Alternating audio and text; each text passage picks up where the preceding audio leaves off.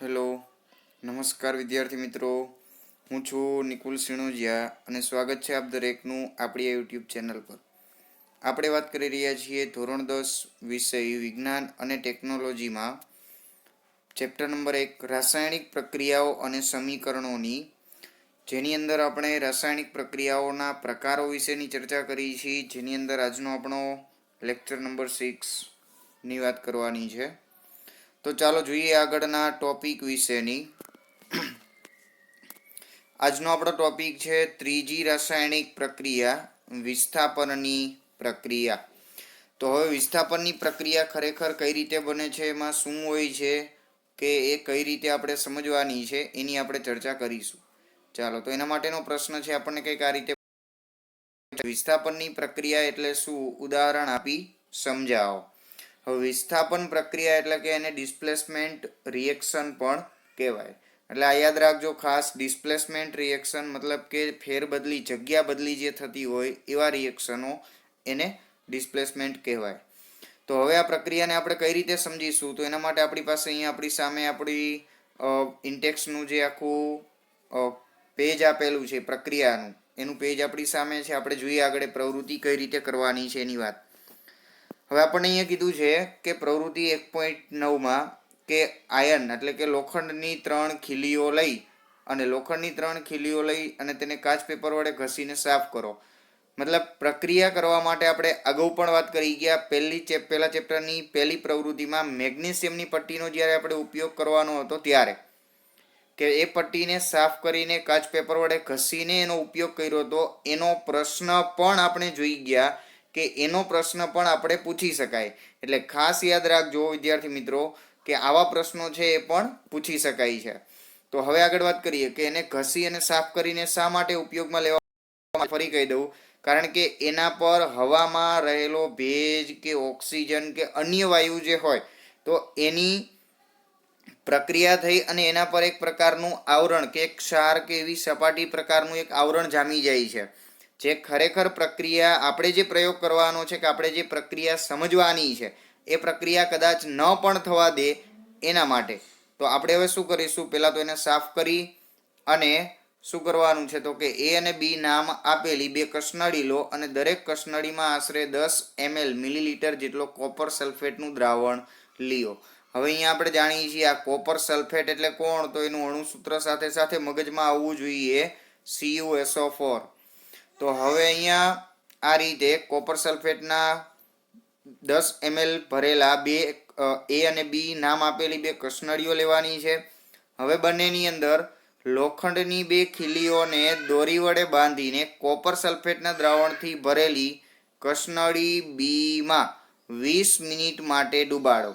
અને આકૃતિમાં જે દર્શાવેલું છે એ પ્રમાણે આપણે એ પ્રવૃત્તિ છે કરવાની છે. મતલબ કે હવે અહીંયા આપણને બાજુમાં આકૃતિ આપી એ પ્રમાણે 2 કસનળીઓ લેવાની છે. એ 2 કસનળીમાંથી એકને A અને એકને B નામ આપી અને બીજી જે કસનળી છે બીજી કસનળીમાં આપણે આ પ્રવૃત્તિ કરવાની છે.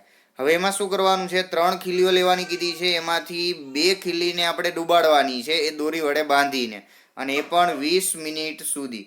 હવે 20 મિનિટ બાદ આપણે આખી ઘટનાનું અવલોકન કરવાનું છે. અને આપણે આખી ઘટનાનું અવલોકન શું કરીશું? તો કે 20 મિનિટ બાદ બંને ખીલીઓને કોપર સલ્ફેટના દ્રાવણમાંથી બહાર કાઢો. હવે 20 મિનિટ બાદ આ બંને કસનળીને તેમાંથી બહાર કાઢી અને એનું આપણે અવલોકન કરવાનું છે.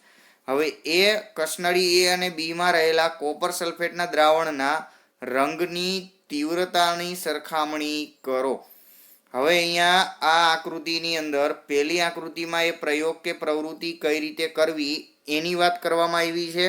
હવે આપણને એમ કીધું છે કે આ આકૃતિ, બીજી જે આકૃતિ આપી છે આકૃતિ 1.8b, આ આકૃતિમાં આપણે શું અવલોકન કરવાનું છે કે કોપર સલ્ફેટના દ્રાવણમાં ડુબાડેલી જે આ ખીલીઓ છે એ ખીલી અને દ્રાવણ બંનેના રંગનું અવલોકન કરવાનું છે. તો હવે આ બેયના રંગનું અવલોકન કરવું હોય, મતલબ કે આપણે જાણીએ છીએ કે હવે રંગનું અવલોકન કઈ રીતે કરી શકાય, તો એને જોઈ અને આપણને ખ્યાલ આવે. તો હવે જો અહીંયા આપણી સામે આપણે પ્રયોગમાં લીધેલી આકૃતિ છે એ પણ આપણી સામે છે. હવે આપણે શું કરીશું તો કે આપણી સામે અહીંયા આ દ્રાવણની અંદર ડુબાડેલી જે ખીલી છે એ બેમાંથી આ જે ખીલી આપણને અહીંયા દર્શાવેલી છે આ ખીલી કઈ છે? તો એ દ્રાવણમાં જે ડૂબાડેલી ખીલી છે એ છે. હવે તમને ફરીવાર કહી દઉં, આપણે શરૂઆતમાં 3 ખીલીઓનો ઉપયોગ કરેલો, મતલબ લીધેલી. એમાંથી 2 ખીલી છે આપણે ઉપયોગમાં લીધેલી અને એક બાકી છે. તો એ જે બાકી રહેલી ખીલી છે એને મૂકવાની છે અને એક આ દ્રાવણમાં ડૂબાડેલી ખીલી આપણે બાજુમાં મૂકવાની છે. હવે બંનેના રંગનું અવલોકન કરો કે બંને ખીલી પહેલા શરૂઆતમાં એક સમાન હતી, આના જેવી. હવે કેવી છે? તો હવે દ્રાવણમાં ડૂબાડેલી જે ખીલી છે એનો રંગ છે એ બદલાઈ ગયો. મતલબ કે હવે અહીંયા તમે જોઈ શકો છો કે એક કથાઈ રંગની જોવા મળે છે. મતલબ તો કે હવે આ લોખંડની જે ખીલી છે આપણને મતલબ શરૂઆતમાં એ સિલ્વર ટાઈપ કે એનું ઉપરનું જે પડ છે આછા સિલ્વર ટાઈપ એ પ્રકારનું હતું. હવે દ્રાવણમાં ડૂબાડવાથી એનો જે રંગ છે એ કથાઈ રંગનો શા માટે થઈ જાય છે? તો આ આપણું છે પહેલું અવલોકન. હવે વાત કરીએ આપણા આવા જ બીજા અવલોકનની. હવે વાત કરવાની છે કસનળીની. તો કસનળીમાં આપણે જે પહેલા કસનળી લીધેલી એની અંદર ફક્ત શું હતું? તો કે ફક્ત કોપર સલ્ફેટ જ, એટલે કે કોપર સલ્ફેટના દ્રાવણવાળી આપણે શરૂઆતમાં 2 કસનળીઓ લીધેલી. એકને એ નામ આપેલું, એકને બી નામ આપેલું. હવે એમાંથી બી કસનળી આપણે આ જગ્યાએ લીધેલી. હવે એ જે બી કસનળી છે એ પ્રક્રિયાને અંતે આપણે અહીંયા જોઈએ તો આ જે કસનળી છે આ આપણી બી કસનળી છે. તો હવે આ બી કસનળીને આપણે શું કરવાનું છે? તો હવે એના દ્રાવણનો રંગ જુઓ અને આ જે કસનળી આપણને લીધેલી છે આ એ કસનળી છે. હવે તમે અહીંયા જોઈ શકો છો આ જે છે એ કસનળી છે અને આ બી છે. તો એ કસનળીના દ્રાવણનો રંગ છે એ પહેલા કેવો હતો? તો કે પહેલા એ દ્રાવણ છે એ ભૂરા રંગનું હતું, આછા જાંબલી કે ભૂરા રંગનું. હવે બીજી કસનળીનું આપણે પ્રયોગ મતલબ કે પ્રેક્ટિકલમાં ઉપયોગ કરીએ અને પછી એને આપણે અવલોકન કરીએ તો એનો આછો રંગ જે છે મતલબ કે એનો જે ભૂરો રંગ છે એ આપણને અહીંયા જુઓ તમે તો અહીંયા એ આછો પડેલો જોવા મળે છે. મતલબ કે હવે ખાસ કરીને આપણે વ્યવસ્થિત અવલોકન કરીએ તો આ આટલા ભાગનું આપણે અવલોકન કરવાનું છે. ખાસ આટલા ભાગનું અવલોકન કરો તો આ બે દ્રાવણનો જે રંગ છે આપણને કેવો જોવા મળે છે? તો અહીંયા આપણે થોડુંક વ્યવસ્થિત ઝૂમ કરીને જોઈએ તો હવે જો આખો પોઈન્ટ છે આપણને ક્લિયરલી સમજાઈ જશે કે આ જે દ્રાવણ છે આ બંને કસનળીનો રંગ છે એમાં ફેરફાર જોવા મળે છે અને આ ખીલીના રંગમાં પણ ફેરફાર જોવા મળે છે. તો સ્વાભાવિક છે, સીધો જ મતલબ છે કે જો રંગ પરિવર્તન થતું હોય તો એને રાસાયણિક પ્રક્રિયા કહેવાય. એ આપણે ભણી ગયા છીએ, બરાબર છે. તો હવે વાત કરવાની છે કે જો આવું થતું હોય તો મતલબ કે આ જગ્યાએ એવી રીતે કઈ રાસાયણિક પ્રક્રિયા થઈ એને આપણે પરખવાની છે, એની આપણે માહિતી મેળવવાની છે, બરાબર ને? તો ચાલો હવે આપણે વાત કરવાની છે કે ભાઈ કસનળી બી ની અંદર રહેલું જે દ્રાવણ છે એ આછા રંગનું થઈ જાય છે, મતલબ કે એનો ભૂરો રંગ જે છે એ આછો પડી જાય છે અને અહીંયા જે ખીલી છે એ કેવી બની જાય છે? તો કે એ કથાઈ રંગની બની જાય છે. તો હવે આના પાછળનું કારણ શું છે એની આપણે વાત કરવાની છે. તો કે ખરેખર આ જગ્યાએ બનતી જે પ્રક્રિયા છે, હવે આ પ્રક્રિયામાં આવું કેમ બન્યું? તો એના પાછળ એના માટે નીચે એક લાઈન પણ આપણને આપેલી છે, આ નોટ કરજો ખાસ, કે શા માટે લોખંડની ખીલી છે એ કથાઈ રંગની થાય છે અને કોપર સલ્ફેટનો ભૂરો રંગ ઝાંખો પડી જાય છે. હવે અહીંયા આપણી સામે પ્રશ્નાર્થ ચિહ્ન છે કે આવું શા માટે બને છે? તો કે એ જગ્યાએ કોઈને કોઈ રાસાયણિક પ્રક્રિયા થતી હોવી જોઈએ. તો સ્વાભાવિક છે આપણે બંનેના અણુસૂત્રો જાણીએ છીએ તો કે આપણે એની રાસાયણિક પ્રક્રિયા છે એને સમજી શકાય. આયર્ન લોખંડની ખીલી એટલે આપણે એને લઈએ છીએ Fe અને સાથે આપણે એની કોની સાથે પ્રક્રિયા કરાવી? તો કે કોપર સલ્ફેટ, મતલબ કે અહીંયા આપણે લખવું હોય તો લખી શકાય CuSO4 કોપર સલ્ફેટ, કે આ બે દ્રાવણો વચ્ચે હવે આપણે કહી શકાય કે આ બે દ્રાવણો વચ્ચે પ્રક્રિયા થતી હોવી જોઈએ. તો આ બે દ્રાવણો વચ્ચે પ્રક્રિયા કઈ રીતે અને કેવી થતી હશે કે શું હશે? હવે એની વાત કરીએ કે જેના લીધે આ રંગ છે એમાં પરિવર્તન જોવા મળ્યું. તો કે હવે આ બે વચ્ચે પરિવર્તન જે જોવા મળ્યું, હવે એની અંદર હું તમને અહીંયા વાત કરું તો આપણી સામે પહેલા તો અહીંયા આપણે લીધેલું જે પદાર્થ એટલે કે લોખંડ Fe પ્લસ એની કોપર સલ્ફેટ સાથે આપણે એની કોપર સલ્ફેટ સાથે પ્રક્રિયા કરાવી. તો હવે એની પ્રક્રિયા બાદ આપણને શું જોવા મળે છે? તો કે પ્રક્રિયાને અંતે આપણે શું અવલોકન કરી શકીશું? તો અહીંયા સ્વાભાવિક છે એક વસ્તુ કે આ આયન જે છે એ કોપર સલ્ફેટ નું જે દ્રાવણ છે એમાંથી કોપર જે છે, કોપર અને સલ્ફેટ આ બે વચ્ચેનો બંધ તૂટે છે અને કોપર છે એમાંથી છૂટું પડે છે. હવે જો વિચારો, કોપર છે અહીંયા છૂટું પડી જાય તો વધે કોણ? તો કે આયન અને સલ્ફેટ. તો આ જે આયન છે એ સલ્ફેટ સાથે જોડાઈ જાય છે. એટલે કે હવે જો આયન છે એ સલ્ફેટ સાથે જોડાઈ જાય તો અહીંયા શું બની જાય? તો કે FeSO4 FeSO4 બની જાય. એટલે કે ફરીથી આપણે લખી લઈએ FeSO4. તો આ રીતે કોપર સલ્ફેટ છે એ બની જાય છે. તો હવે આનો મતલબ શું થયો કે હવે જે મળતી જે નિપજ છે, આ આપણને જે આખી નિપજ મળી, તો આ જે નિપજ છે એ શું દર્શાવે છે? તો આટલી જે આ નિપજ છે કોપર અને સલ્ફેટ, તો આ ખરેખર શું છે? તો આ આપણને મળતી જે ખીલ્લી અને જે દ્રાવણ કસનળીમાં બાકી રહેલું જે દ્રાવણ છે એ પદાર્થ આપણને અહીંયા મળ્યા. તો હવે આ ખરેખર શું છે કે કઈ રીતે આપણને ખ્યાલ આવે? તો કે હવે ખીલ્લી જે છે, હવે ખીલ્લી આપણે ફરી પાછું ખીલ્લીનું અવલોકન કરીએ તો ખીલ્લી આપણને કથાઈ રંગની જોવા મળે છે. કેમ? તો ખીલ્લી જે કથાઈ રંગની જોવા મળી એનો મતલબ શું થયો કે કોપર સલ્ફેટના દ્રાવણમાંથી એના પર કોપરનું પડ લાગી ગયું છે અને દ્રાવણની અંદર જે આપણને કોપર સલ્ફેટનું દ્રાવણ હતું હવે કેવું થઈ ગયું છે? તો કે આયન સલ્ફેટનું દ્રાવણ છે એ બની ગયું છે. એટલા માટે આ જે આખી પ્રક્રિયા છે એ આ ફેરફાર જે થયો, આ ફેરફાર છે એ આવા પ્રકારે ફેરફાર થયો તેમ કહેવાય. અને એટલા માટે જ આ બંનેના રંગમાં જે પરિવર્તન આવ્યું એ પણ એના કારણે જ આપણને જોવા મળ્યું છે. બરાબર છે? તો આ હતી આખી વસ્તુ. તો હવે આપણે એની રાસાયણિક પ્રક્રિયા પણ જોઈ.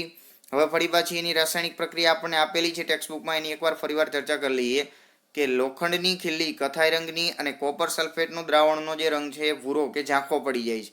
તો એના પાછળનું કારણ આ છે. એટલે કે આયન છે એ કોપર સલ્ફેટ સાથે પ્રક્રિયા કરી આયન સલ્ફેટ બનાવે છે અને કોપર છૂટું પડે છે. તો હવે આ જે પ્રક્રિયા બની, આ પ્રક્રિયામાં શું થાય છે ખાસ ધ્યાન રાખજો. આયન કોપર સલ્ફેટના દ્રાવણમાંથી કોપરને વિસ્થાપિત અથવા દૂર કરે છે. આ પ્રક્રિયાને શું કહેશું આપણે? વિસ્થાપન કહે છે. હવે જોજો, ખાસ ધ્યાન રાખજો, અહીંયા આપણને જે આ માહિતી આપેલી છે ખાલી આપણને એમ થાય આ મુદ્દો સમજાવવા માટે જ આટલી માહિતી આપી છે, પરંતુ નહીં. આટલો જે પોઈન્ટ આપણને આપેલો છે આટલી આ આપણી વિસ્થાપન પ્રક્રિયાની વ્યાખ્યા પણ છે, જે ખરેખર આપણને આ આપણા ટોપિક પૂરતી જ વ્યાખ્યા કે માહિતી આપી છે. પણ આપણે આમાંથી શું કરવાનું છે ભાઈ? આ તો NCERT નો સિલેબસ છે. આમાંથી આપણે ટોટલ બાબતો છે, એક એક લીટી, એક એક વસ્તુ જુદી પાડીને સમજવી જરૂરી છે. તો હવે અહીંયા આપણને આ જે વ્યાખ્યા મળી, હવે એના પરથી કોમન મતલબ એક સામાન્ય વ્યાખ્યા આપણે બનાવી શકીએ. તો વ્યાખ્યા શું બનશે કે વધુ સક્રિય ધાતુ હોય એ ઓછી સક્રિય ધાતુને તેના દ્રાવણમાંથી દૂર કરે છે. મતલબ કે દૂર કરી શકે છે કે વિસ્થાપિત કરે છે. આ જે ઘટના બને આ ઘટનાને કેવી કહેવાય? વિસ્થાપનની પ્રક્રિયા કહે છે. એટલે પેલા ખાસ વ્યાખ્યા, આ જે કોમન વ્યાખ્યા છે, વ્યાખ્યા 110% દરેકે આપણે નોટ કરી લેવાની છે, જેથી કરીને આપણે પરીક્ષામાં પૂછાય કે વિસ્થાપનની વ્યાખ્યા શું છે, તો વિસ્થાપન પ્રક્રિયાની તો એ વ્યાખ્યા પણ આપણે લખી શકીએ. અને આ પ્રશ્ન જ્યારે પૂછાય ને તો પ્રશ્નની શરૂઆતમાં સૌથી પહેલા જ આપણે આ વ્યાખ્યા લખવાની અને વ્યાખ્યાથી જ આપણે શરૂઆત કરીશું. બરાબર છે? તો ફરી એકવાર ચાલો કહી દઉં ફરીવાર વ્યાખ્યા શું છે, કઈ રીતે બને છે, શું છે, વગેરે વગેરે. હવે અહીંયા આપણે જે ઘટના જોઈ ગયા એની અંદર આયન, આ જે આયન છે એ શું કરે છે? કોપર સલ્ફેટના દ્રાવણમાંથી કોપરને વિસ્થાપિત કરે છે. આ પ્રક્રિયાને વિસ્થાપનની પ્રક્રિયા કહેવાય. મતલબ કે આપણે શું સમજી ગયા કે વધુ સક્રિય ધાતુ એટલે કોણ થયું? આયન. ઓછી સક્રિય ધાતુને મતલબ કોપરને તેના દ્રાવણમાંથી દૂર કરે છે. મતલબ કે અહીંયા ઓછી સક્રિય ધાતુ કોણ છે? કોપર છે, અને એનું જ દ્રાવણ છે. તો એટલા માટે ઓછી સક્રિય ધાતુને તેના દ્રાવણમાંથી આ વધુ સક્રિય ધરાવતી ધાતુ છે એ દૂર કરે છે. અને આ જે પ્રક્રિયા બની એટલા માટે આને કેવી કહેવાય? વિસ્થાપનની પ્રક્રિયા કહે છે. તો આ વ્યાખ્યા આપણે 100% સમજી ગયા. હવે આને 100% આપણે યાદ રાખવી જરૂરી છે. તો આપણા મગજમાં એક પ્રશ્ન ઉદ્ભવે કે આ વળી સક્રિય ધાતુ એટલે વળી શું? કે સક્રિયતા એટલે વળી શું થયું? કે આ વળી શું છે? તો ચાલો એને સમજવા માટે પણ આપણને એક બે ઉદાહરણો આપેલા છે, એની પહેલા ચર્ચા કરી લઈએ. હવે તમે જોઈ શકશો અહીંયા આપણે જે પ્રક્રિયા જોઈ પ્રવૃત્તિ એની ઘટના આપી છે. આ ઉપરાંત આપણને બીજા અન્ય ઉદાહરણો આપેલા છે. તો હવે જો આયનની જગ્યાએ ઝીંકનો ઉપયોગ કરેલો છે કે હવે ઝીંકની કોપર સલ્ફેટના દ્રાવણમાં પ્રક્રિયા કરીએ ઝીંકના ટુકડા ઉમેરીને, તો શું ખરેખર થાય છે? તો કે ભાઈ અહીંયા તો એ જ બની ગયું જે આપણે આગળની ઘટનામાં જોવા મળ્યું હતું એ જ, કે આયન છે એ કોપરને દૂર કરે છે અને કોપર છૂટું પડે છે અને આયન સલ્ફેટનું દ્રાવણ બને છે. બિલકુલ એની જેમ ઝીંકનો ઉપયોગ કર્યો તો કોપર સલ્ફેટના દ્રાવણમાંથી વળી પાછું એવું જ બન્યું કે કોપર છૂટું પડી જાય છે અને ઝીંક છે એની સાથે જોડાઈ જાય છે, એટલે કે ઝીંક સલ્ફેટ બની ગયું. તો હવે અહીંયા કહેવાનો મતલબ શું થયો કે કોપર ધાતુ કરતા આ જે આયન છે એની સક્રિયતા પણ વધુ છે, ઝીંકની સક્રિયતા પણ વધુ છે એમ કહી શકાય. આવી જ રીતે લેડ ધાતુ લઈએ તો લેડની કોપર ક્લોરાઇડ હારે આપણે પ્રક્રિયા કરાવવાની છે. તો એમાં પણ વિદ્યાર્થી મિત્રો એવું જ બને છે કે કોપર અને ક્લોરીન મતલબ કોપર ક્લોરાઇડની જે સંજ્ઞા છે એમાં તમે જુઓ અહીંયા તો કોપર અને ક્લોરીન વચ્ચેનો બંધ તૂટે છે અને લેડ છે એ કોની હારે જોડાય? ક્લોરીન સાથે. એટલે શું બનાવશે? Lead chloride. અને કોપર ધાતુ છે અહીંયા છૂટી પડે છે.